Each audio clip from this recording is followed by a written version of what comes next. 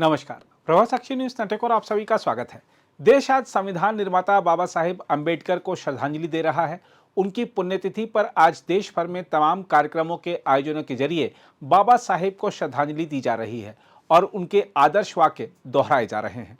दिल्ली में राष्ट्रपति द्रौपदी मुर्मू, उपराष्ट्रपति सीबी राधाकृष्णन, प्रधानमंत्री नरेंद्र मोदी और कई अन्य नेताओं ने बी.आर. अंबेडकर की पुण्यतिथि पर संसद भवन परिसर में उन्हें श्रद्धांजलि अर्पित की। प्रधानमंत्री मोदी ने कहा कि अंबेडकर का दूरदर्शी नेतृत्व और न्याय, समानता तथा संवैधानिक मूल्यों के प्रति उनका अटूट समर्पण देश का मार्गदर्शन करता रहेगा। उन्होंने कहा कि अंबेडकर ने पीढ़ियों को मानव गरिमा को बनाए रखने और लोकतांत्रिक मूल्यों को मजबूत बनाने के लिए प्रेरित किया है।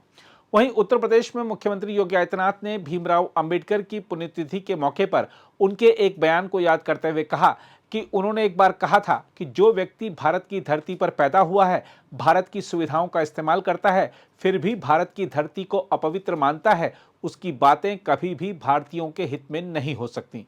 योगी आदित्यनाथ जाहिर तौर पर खिलाफत आंदोलन की प्रमुख हस्ती मौलाना मोहम्मद अली जौहर का जिक्र कर रहे थे, जिन्होंने 1931 में यरूशलेम में मृत्यु की इच्छा जताई थी।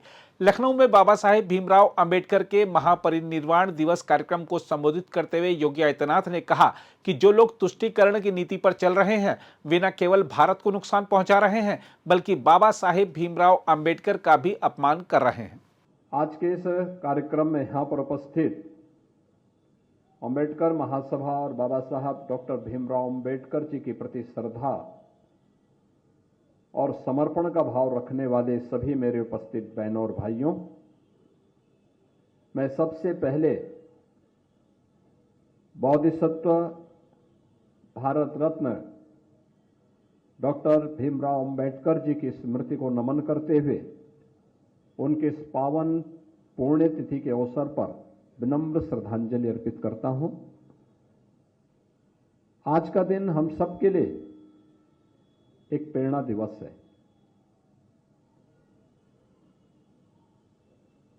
क्योंकि बाबा साहब भीमराव अंबेडकर जी ने फर्श से अर्श तक की दूरी, यानी जमीन से और आसमान की ऊंचाइयों तक पहुंचने के लिए जो परिश्रम किया, जिन चुनौतियों से वो जूझे, जिन कठिनाइयों का सामना उनको करना पड़ा, जिस सामाजिक भेदभाव कि उन रूढ़िगत विषमताओं से जकड़े हुए समाज से उभर करके उन्होंने कोटि कोटि वंचितों, दलितों और अति पिछड़ों को सम्मानजनक जीवन देने के लिए एक नया अवसर उपलब्ध कराया है, उसके प्रति कृतज्ञता ज्ञापित करने का दिवस है आज का महापरिनिर्वाण दिवस का ये समारोह। और ये हमारा सौभाग्य है कि बाबा साहब भीमराव अंबेडकर की उन्हीं शिक्षाओं से प्रेरित होकर के देश के यशस्वी प्रधानमंत्री श्री नरेंद्र मोदी जी के नेतृत्व में देश के अंदर आज उस प्रकार के एक अभियान चल रहे हैं। आपने देखा होगा, बाबा साहब भीमराव अंबेडकर जी ने जब भारत का संविधान बनाया था, भारत के संविधान के शिल्पी के रूप में अपने उत्तरदायित्व का निर्वहन किया था। 3 महत्वपूर्ण शब्द उसकी प्रस्तावना में रखे थे। वह था न्याय, स्वाधीनता यानी समता और बंधुता।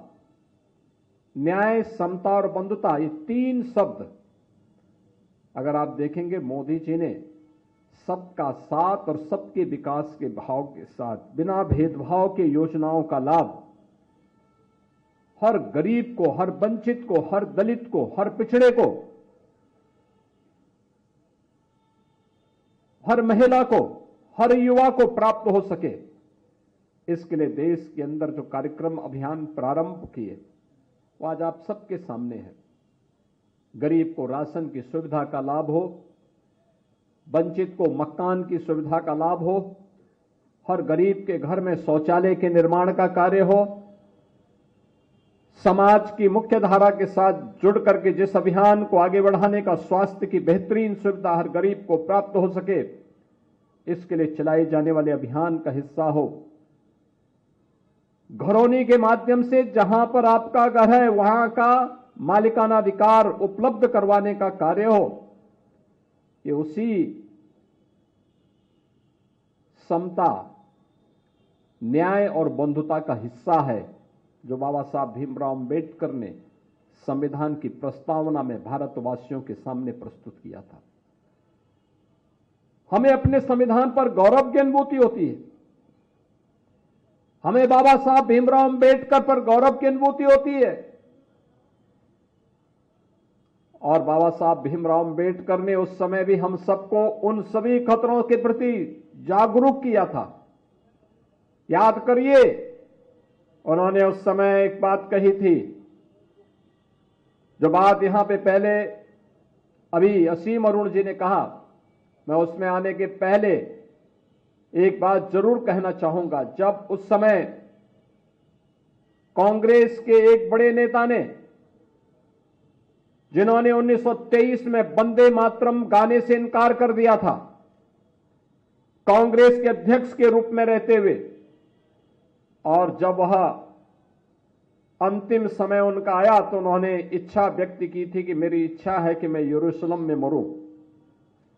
बाबा साहब ने तब एक टिप्पणी की थी कि जो व्यक्ति भारत की धरती पर पैदा होकर के भारत की सुविधा का उपभोग करके भारत की धरती को पवित्र न मानता हो, उस व्यक्ति के द्वारा दिए जाने वाले वक्तव्य कभी भारतवासियों के हित में नहीं हो सकते।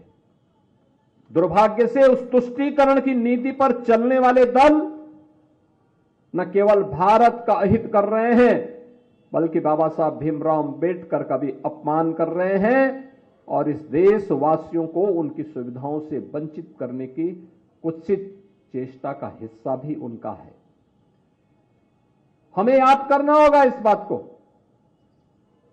कि बाबा साहब भीमराव अंबेडकर ने आज जो भी सुविधाएं और जो भी संपन्नता आपको प्राप्त हो रही है, ये सभी कुछ उनकी प्रेरणा है। प्रधानमंत्री मोदी जी के नेतृत्व में नया भारत अपने महापुरुषों पर गौरव की अनुभूति करता है, उन्हें सम्मान देता है। पंचतीर्थ के निर्माण का कार्यक्रम हो या अनुसूचित जाति, जनजाति और पिछड़ी जाति के छात्रों को मिलने वाली स्कॉलरशिप और अन्य सुविधाएं, ये उसी क्रम का हिस्सा है। अभी यहां पे कार्यक्रम के संयोजक श्री डॉक्टर लालजी प्रसाद निर्मल जी कुछ बातें कह रहे थे। उनके द्वारा कहा जा रहा था कि जो चतुर्थ श्रेणी के कर्मचारी हैं या संविदा के कर्मचारी हैं, सफाई कर्मचारी हैं, उनको उचित मानदेय मिले। हमारी सरकार ने तय कर लिया है, हमारी सरकार ने तय कर लिया। उसके लिए हमने एक कारपोरेशन का गठन भी कर लिया है और मुझे लगता है कि अगले 1-2 महीनों के अंदर ही यह सुनिश्चित हो जाएगा कि हर चतुर्थ श्रेणी के कर्मचारी को, हर सफाई कर्मचारी को, हर संविदा के कर्मचारी को न्यूनतम मानदेय देने की गारंटी सरकार उसको उपलब्ध करवा देगी।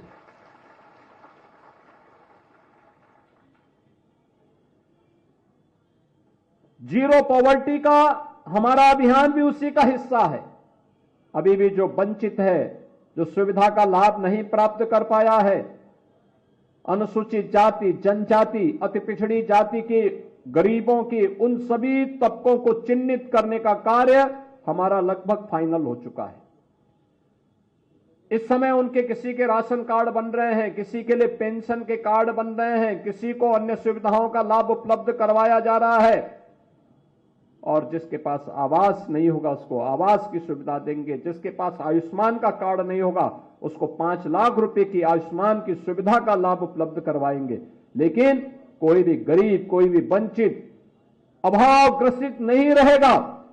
उसको सभी प्रकार की सुविधाओं से संपन्न बनाने का काम ये डबल इंजन की सरकार आज कर रही है और उस अभियान को आगे लेकर के कार्य करेगी। आज हमारी सरकार एक अन्य महत्वपूर्ण निर्णय लेने जा रही है और वह निर्णय है कि उत्तर प्रदेश के अंदर जहां जहां भी बाबा साहब भीमराव अंबेडकर की मूर्तियां लगी हैं, उन मूर्तियों में अक्सर होता है कुछ शरारती तत्व आकर के मूर्तियों के साथ छेड़छाड़ करते हैं, क्षतिग्रस्त करने का कुत्सित प्रयास करते हैं। अब हमारी सरकार एक व्यवस्था बनाएगी, उन मूर्तियों की एक बाउंड्री वाल बना करके उनकी सुरक्षा की व्यवस्था करेगी।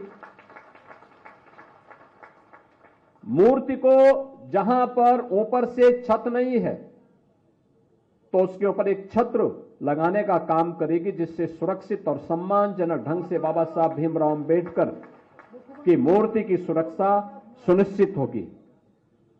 हर मलिन बस्ती को, हर दलित बस्ती को, अनुसूचित जाति बस्ती को, जनजातीय बस्तियों को हम कनेक्टिविटी के साथ जोड़ने के कार्यक्रम को, जो अगर बच गया है, यद्यपि ग्राम्य विकास विभाग ने, नगर विकास विभाग ने इन कार्यक्रमों को पूरा करने का काम किया, लेकिन फिर भी अगर कोई बचा होगा उसको हम पूरी तरह कनेक्टिविटी के साथ जोड़ने का कार्य करेंगे।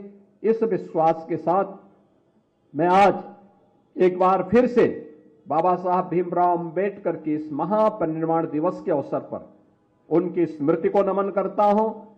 प्रदेश सरकार और प्रदेश के 25 करोड़ जनता जनार्दन की ओर से उन्हें विनम्र श्रद्धांजलि अर्पित करता हूं और आप सभी अंबेडकर महासभा और प्रदेश के हर उस गरीब, दलित, वंचित नागरिक से इस बारे में मैं अपील और उनसे इस बारे में उन्हें आश्वस्त करता हूं कि बाबा साहब भीमराव अंबेडकर का यह जीवन दर्शन हमें एक नई प्रेरणा देता है और डबल इंजन की सरकार बाबा साहब भीमराव अंबेडकर की उन प्रेरणाओं से प्रेरित होकर के समाज और राष्ट्र को सशक्त बनाने में, भारत के संविधान के गौरव को पुनर्स्थापित करने की दिशा में निरंतर प्रयत्नशील होकर के कार्य करेगी। आप सबके प्रति मेरी शुभकामनाएं हैं।